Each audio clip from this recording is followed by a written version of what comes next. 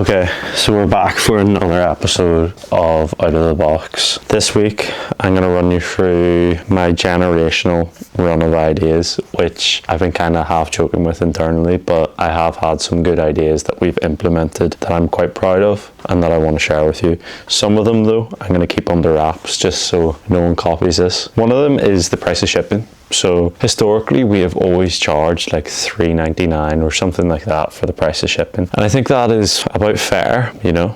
We ship 24-hour tracked Royal Mail. And so I believe public perception is that that costs about $3.99, maybe £4 if you want to round it up. But when I ran the numbers and we were rebilling customers at like £38, I figured there was actually a bit of gap there, and it came out of a book club we had, the Growth Book Club, with the 4 or 5 people on the growth team, and I suggested it as an idea and people thought it was a good one. I think we were talking about how can we increase prices and really drive more out of the customer. When we rebill people, because it's £35 plus $3.99, it worked out at like £38 something. I thought there's that extra margin there where we can drive an extra £1 or so through charging just below £5 on the rebill. So that's what we did. We went and built that, and it's live now. It has had no effect on conversion rate. We'll have to monitor if it has any effect on cancellation and churn, but I doubt it, because if the price is ultimately below £40, that's all that matters to the consumer.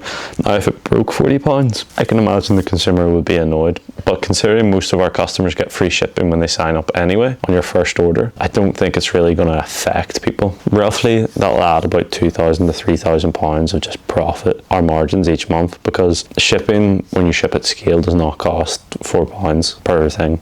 Like, I think it's maybe £2 something plus VAT. Yeah, there's nice margin that you can make on the shipping. And then one of the ideas off the back of that is like, what do you do with the £2,000, £3,000 extra you make per month? Do you invest that into, I don't know, a stock market fund or something like that? A wee bit of a diversification, but I think we're just going to let that trickle into the bank account rather than go on and build a conglomerate here. We're also looking to set up our first ever in-person event. So yes, we've had the market before, but we've never really had a meetup with customers and new customers and people who've never purchased before. And this was one of the ideas that I guess came off the back of Ecom Live, and there was a couple of ideas banded about and people were hemming and hawing about what was possible or not. However, last week, when I was off on the Friday, I was away drinking. People came up with that idea for a watch along at one of the venues which we supply with claw machines and mystery football shirts. So that's what we're looking at. We've organised a date for the 17th. I believe the socials will be going live for it, which is exciting. And we'll be doing a lot of like promotional stuff around it. So I'm excited. I think that has the power to do okay. I think it'll be interesting to see how it goes, but the team's really excited. The one thing I'll say is it is a bit of a shiny new toy object, because it doesn't drive revenue, and its ability to measure the impact is very hard, you know, if not impossible. So you spend all this time organising it and getting all the small details right, really to make an immeasurable impact on the bottom line. And that's really the hope, that you're building brand. And it's tough when you sell like football shirts. It's like, what is the activity for people who do football shirts? It's watch the game, go to the gym and play five-a-side. I would say that's the 3 activities. Don't think many do run clubs. I think run clubs is performed with males or females. So yeah, trying to build events that suits them, it's tough.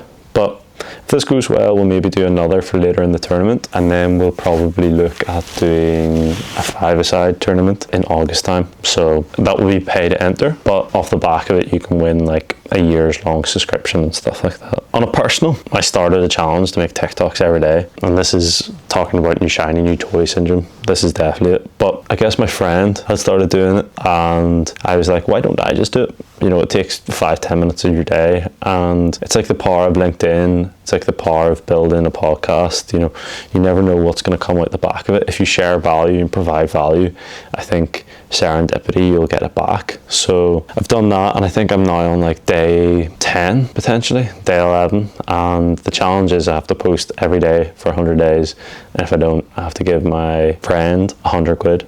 So it's a little bit easier for him because he's unemployed at the minute. Well, he's not unemployed, but he's starting his own hustle, being a PT. So he's got like 10, 12 clients, I think, now. So he's doing well with it. But yeah, like he can just focus on making content. I've got to focus on a few more things. Finally, the last thing I want to touch on is we have started to bring our finance function in-house. So if you know me now for long enough, you'll know that my operating style is to have everything in-house. I don't like relying on agencies or third parties who might not care about your business as much as the people who are in it and are building something for the long run. So with that in mind, we have used eClarity for 3-4 years. We've been with Stu maybe for longer, 6 months longer, before he started this business. And we were lucky to find Stu. He's been a great partner for us, and really through good and bad times has stood with us and helped us a ton. But now we're at the scale where it kind of does make sense. We're maybe early for it to build out internal finance function, but I think we've now started hitting like growing pains with Stu and his team.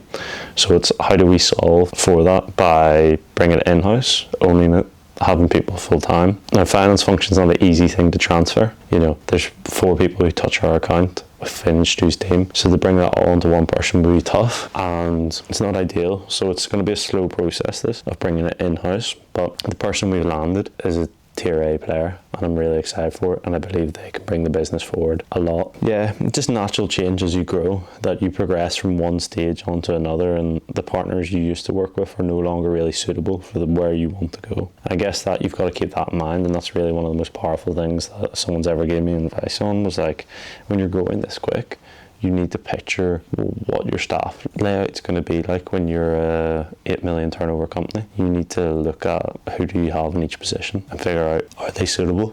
And that's the thing, not everybody is suitable for it. That's a wrap up. World Cup's live now, so Offer is live. It's doing well, and it hasn't really, the World Cup doesn't kick off for like another week. So it'll be exciting when the World Cup fever fully hits. I don't know if it will during the group stage, because the group stage is crap games and it's mainly at night, thanks to FIFA for that. But I'm hopeful that once the games get going, there is a real pickup in momentum, and we see traffic and we see sales like you would do at Black Friday. Thanks all for watching, and I'll be back next week.